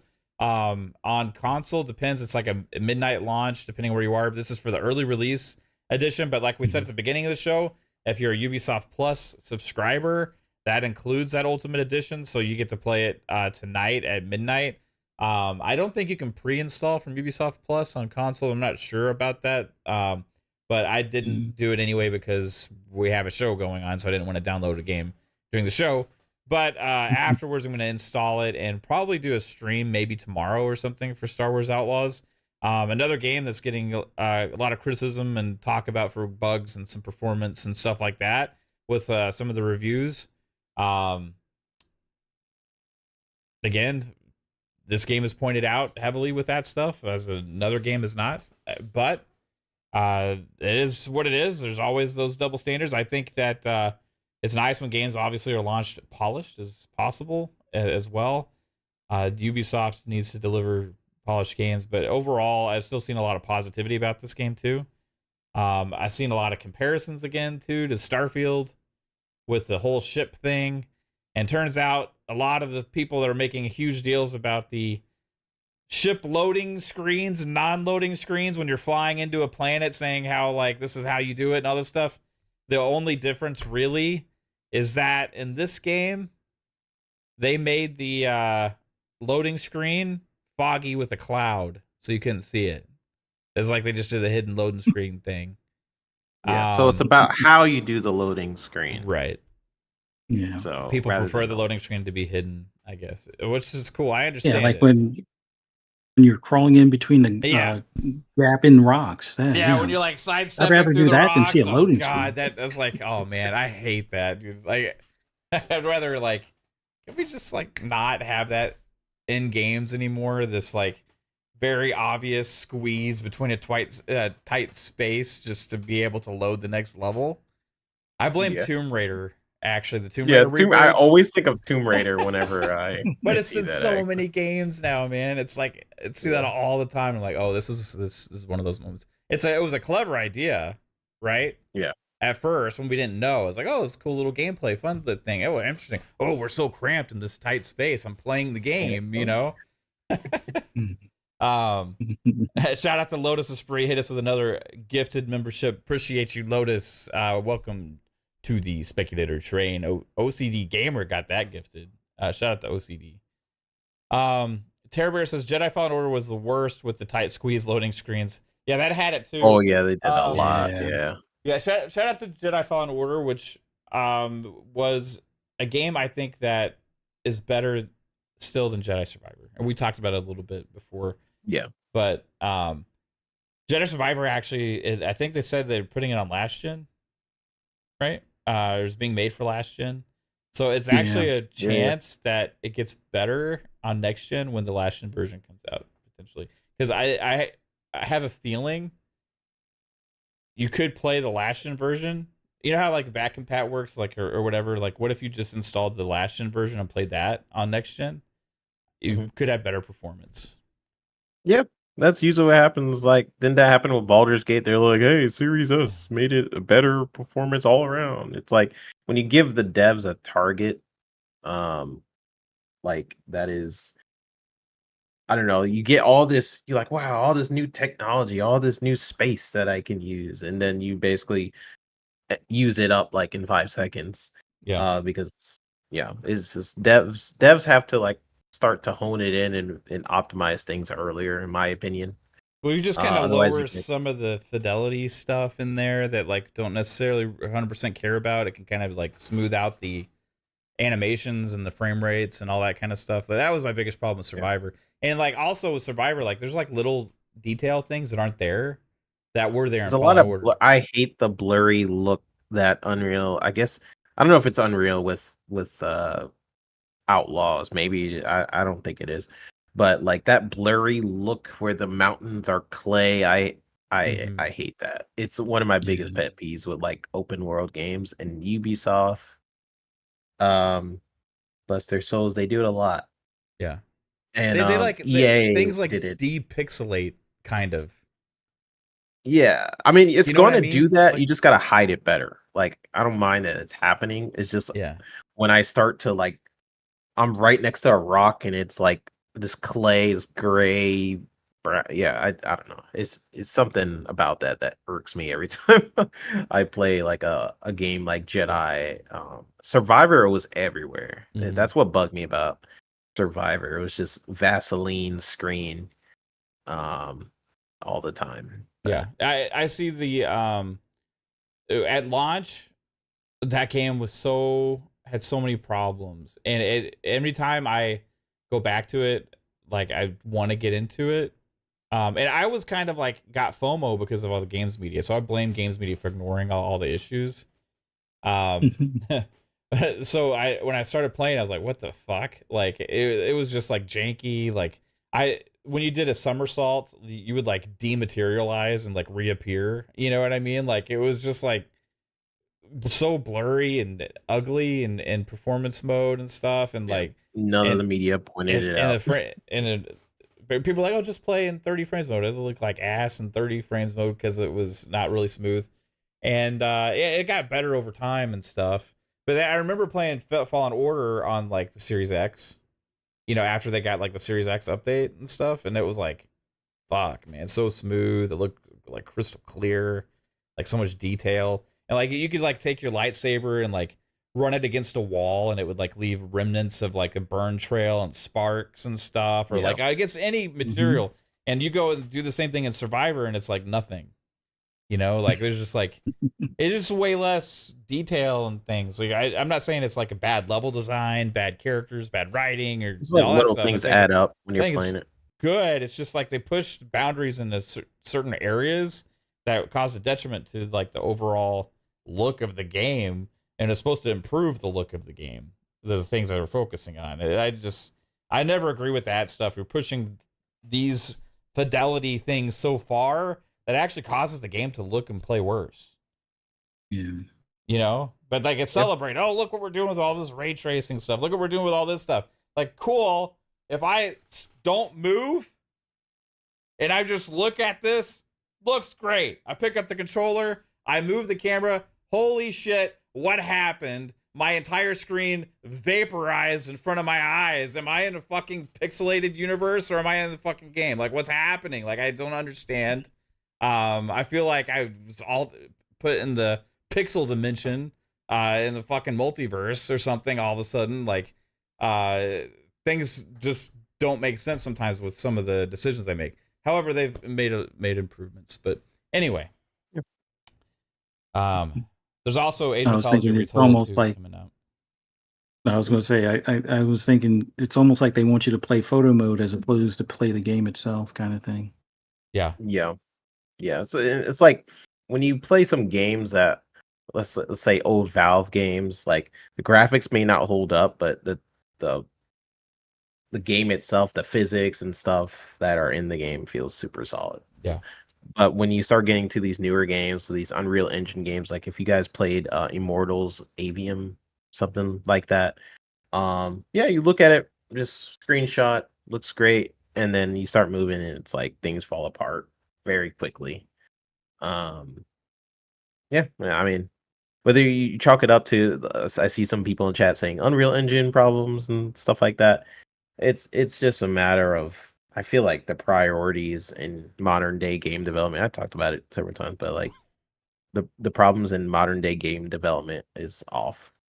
Yeah, they just are focusing on the wrong things. Sadly.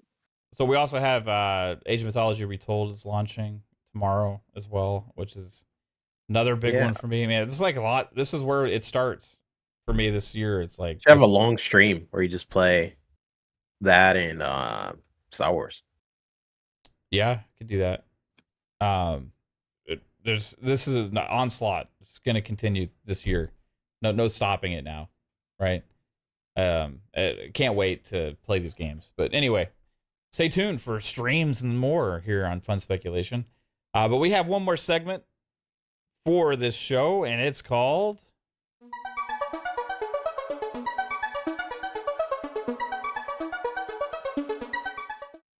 Speaking of games releasing this week, Tidbits is the segment where we look ahead at the games releasing this week and check them out so we don't forget anything.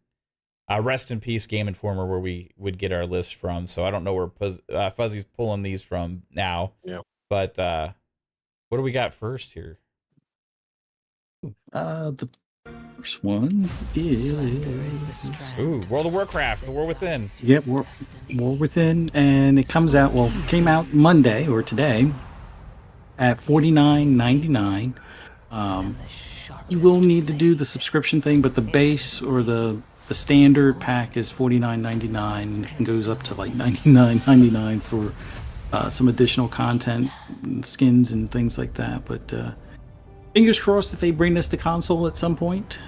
I think that will be a thing within the next 2 years, hopefully sooner, but we shall see. Yeah, Jez been talking about this nonstop today. Yeah, I think he talked about it and then he went and played it, so we're probably not going to see him for like a week or two. Right on. Oh, there's also a Nintendo Direct coming soon where supposedly Call of Duty might get announced tomorrow or something. The Switch, yeah. Yeah, there's some smoke around that. Like Call of Duty Remaster, maybe? Modern Warfare Remaster might.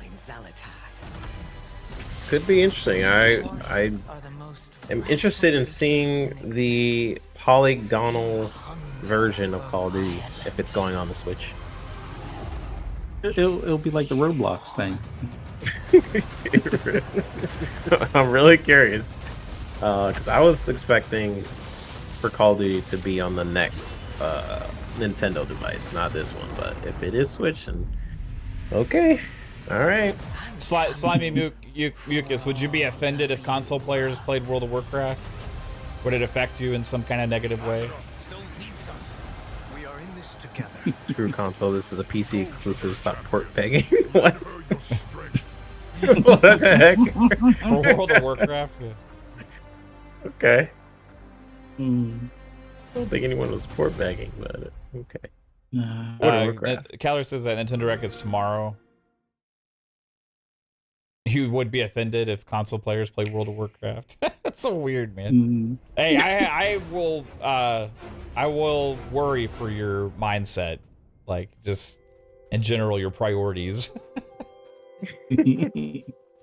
All right, this next one is Core Keeper coming to PS4, PS5, Xbox One, Series X and S, Switch, and PC Tuesday for $19.99. Graphic, like art style, and that's pretty cool. Yeah.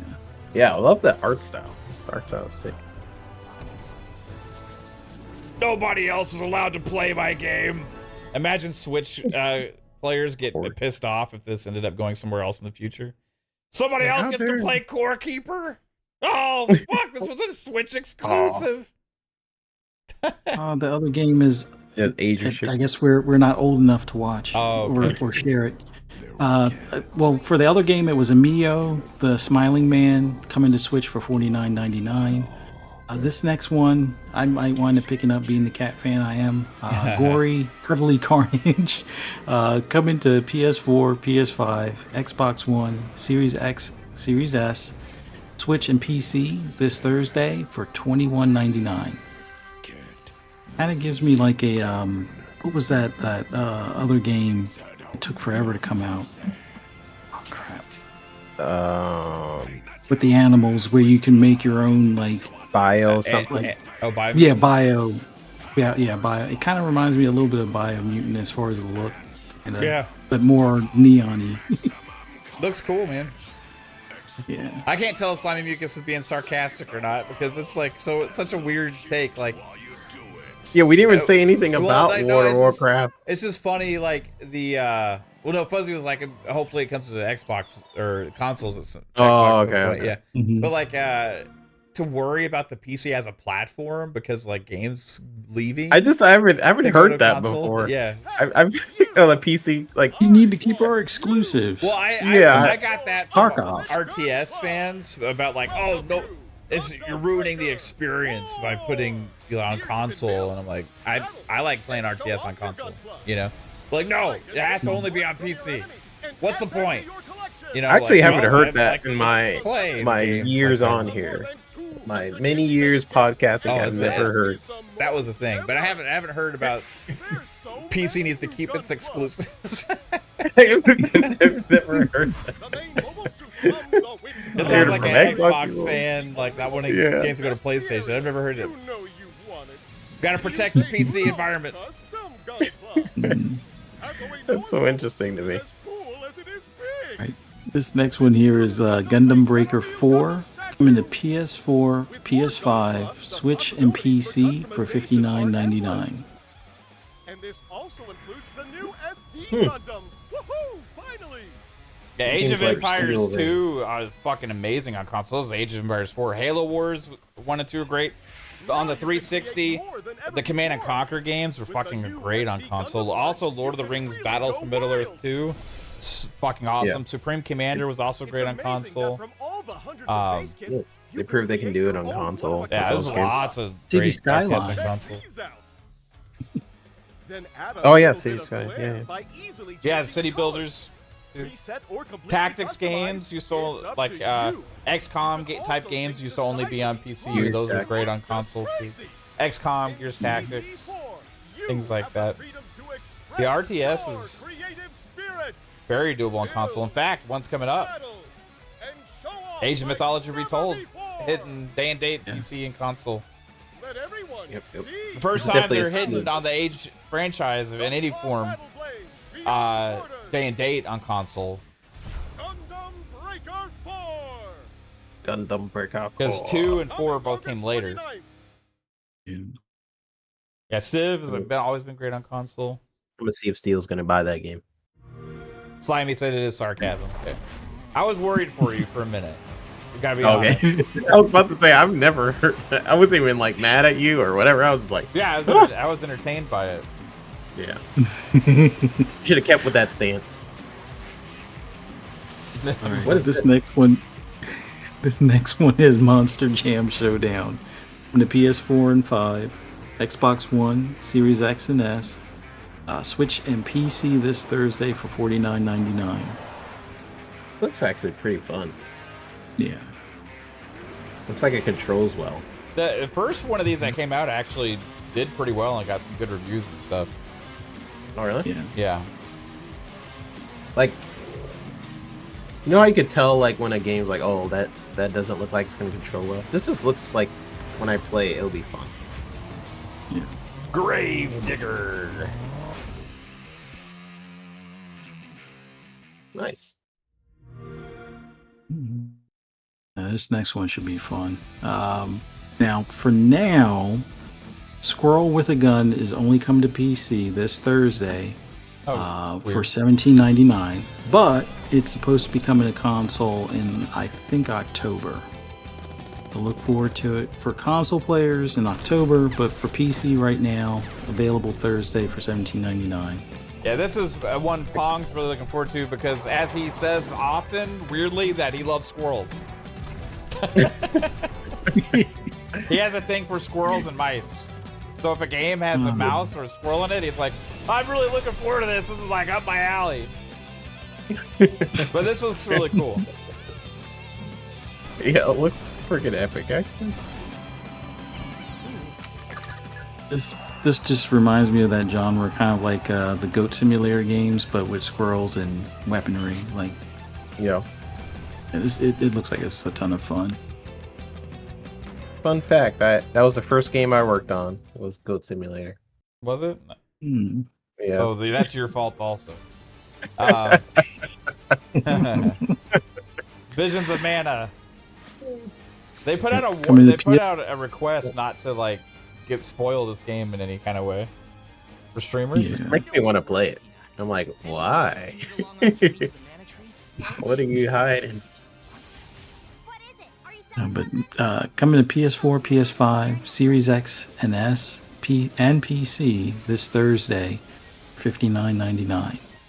I'm surprised it's not coming to Xbox One, but it going to PS4. That seems to be a trend for some reason. Maybe just more people have PS4s and Xbox Ones or something. I'm not sure. But overall, this is a franchise that has skipped Xbox largely for the releases in the past. Last generation, there was a couple of Visions type or Mana type releases, and it's a very decently popular franchise, and it's one that a lot of people are excited is finally making its way to Xbox. I think Gravedigger is the Undertaker of monster trucks. Been there forever. It's got that, Crypt Keeper type, feeling and look to it. The underworld's favorite new scoundrel. Now, this game here is the big one of the week. Star Wars Outlaws coming to PS5, Series X and S, and PC this Friday for the regular release, not for the early access, the regular release for $69.99. And I can get you inside. Get in. How about getting out? My only This job? concern for this It's a game is death really wish. how buggy it is, and like Yeah. Your lives are over, the AI just Your looks family. really bad. friends. At least Like, they're at first I was talking about it at launch as opposed to what they did for Jedi Survivor. Yeah. You gotta pick and choose though. You gotta Yeah. keep that same energy. You want to live? Get in with the underworld. I wonder if it'll have like a day one patch. And pull off Maybe. Does Ubisoft Well, usually do that? outer I think they do, right? never seen. They did it with Yeah. Assassin's Creed, I think, Valhalla. there's been some games that are reviewed, and like the day one patches fix a lot of the issues that have been in the reviews. That's happened quite a bit. Yeah. I know with ACG's review, he made mention, and I guess whoever he's talking to at Ubisoft, they've been quietly working on at least a handful of them. I don't know if it'll fix everything that's been mentioned, but some of the AI stuff will at least be addressed.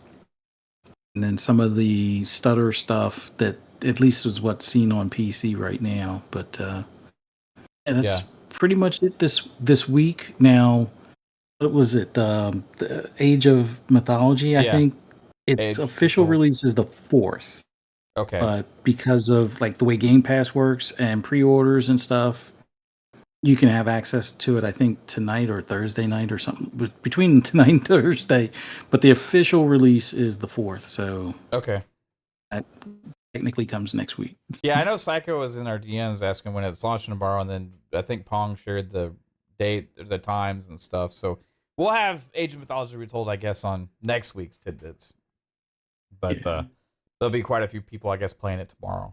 So I don't know if I have access to it tomorrow or not. Does Game Pass Ultimate members get it tomorrow, or do you got to pay for like the upgraded thing? Or I think you have to pay for the upgraded to have access to it tomorrow. I think with Ultimate, I think you just get, there's like 1 or 2 pre-order bonuses, kind of like what they're doing with Call of Duty, I think. So right on. Well, I'll be fine either way. I'm gonna be content with waiting for the full release on it. But man, pretty good week overall. You got Star Wars Outlaws. You got Pong's favorite game, Scroll with a Gun, out there. You got Visions of Mana hitting. You got your cat game, Fuzzy. So lots of cool stuff. But this has been a fun show, guys. Yep. I think we gave PlayStation enough smoke about Concord. Put it to bed now. So. You can have a part 2. Yeah, we'll see. We'll have a part. We'll discuss it like they did with Starfield and Redfall. Like every 2 weeks, we'll have like why kind of a big show just about Concord or article or something like that. Yeah, be like, I bet you forgot about this game. Yeah. Why you should forget about Concord? Yeah, have several shows and articles about it. I think everybody forgot about Concord before it launched.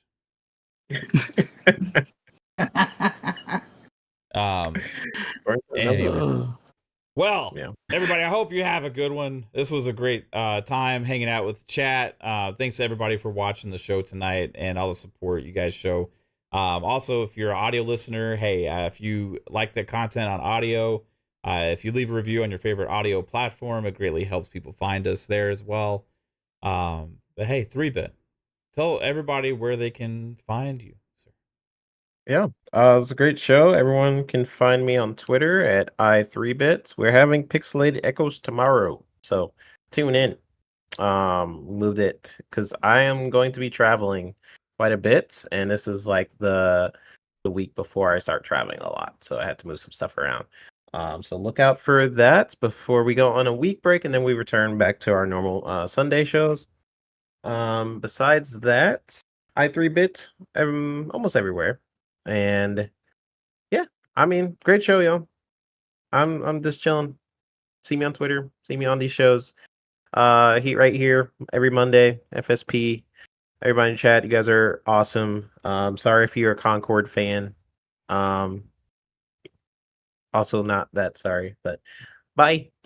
Right on, bro. See you later. Appreciate it. Shout out to Poison. It hit me up in the DM. So I guess apparently Black Ops 6's beta is having early access on the 30th to the September through September 4th. So I guess if you have Game Pass, then you can partake in that. So cool. Awesome. Man, it looks so good. They released the multiplayer trailer for it today. I'm pumped. Super pumped. But I'm wondering also if there is Switch news for Call of Duty tomorrow, if somehow there's going to also be something drop for Game Pass with Call of Duty also. Potential. Definitely.